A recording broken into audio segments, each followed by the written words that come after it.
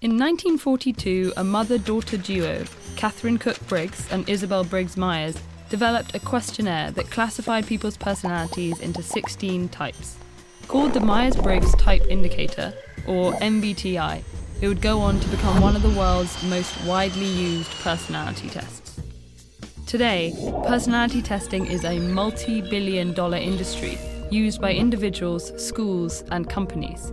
But none of these tests, including the MBTI, the Big Five, the DISC assessment, the process communication model, and the Enneagram, actually reveal truths about personality.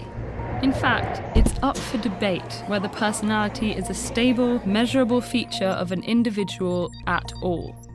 Part of the problem is the way the tests are constructed. Each is based on a different set of metrics to define personality. The Myers-Briggs, for instance, focuses on features like introversion and extroversion to classify people into personality types, while the Big Five scores participants on 5 different traits. Most are self-reported, meaning the results are based on questions participants answer about themselves.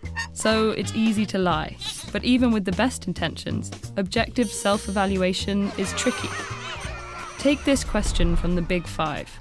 How would you rate the accuracy of the statement, "I am always prepared"? There's a clear favourable answer here, which makes it difficult to be objective. People subconsciously aim to please.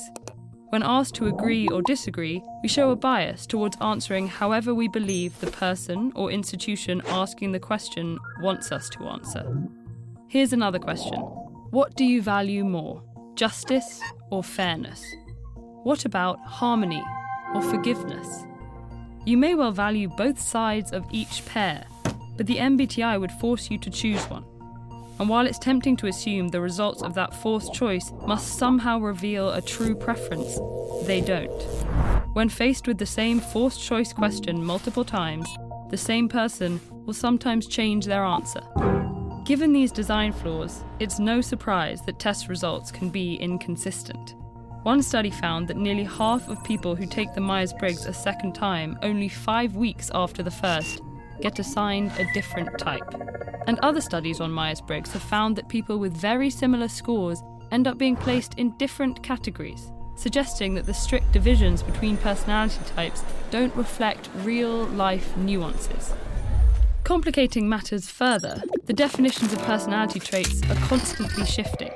The Swiss psychiatrist Carl Jung, who popularised the terms introvert and extrovert, defined an introvert as someone who sticks to their principles regardless of situation, and an extrovert as someone who moulds theirself according to circumstance.